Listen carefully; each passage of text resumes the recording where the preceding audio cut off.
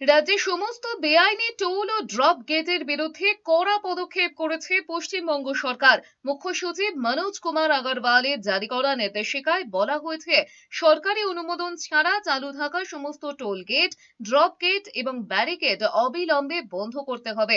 পাশাপাশি বৈধ এবং অবৈধ সমস্ত টোল সংগ্রহ কেন্দ্রের তালিকা তৈরি করে আগামী 15ই মে দুপুর 12টার মধ্যে আন্ডার সেক্রেটারির কাছে জমা দেওয়ার নির্দেশ দেওয়া হয়েছে।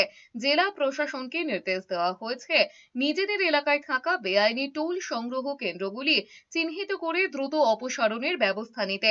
একই সঙ্গে ভবিষ্যতে যাতে নতুন করে এই ধরনের অবৈধ সংগ্রহ কেন্দ্র গড়ে উঠতে না পারে সেদিকেও নজর রাখতে বলা হয়েছে।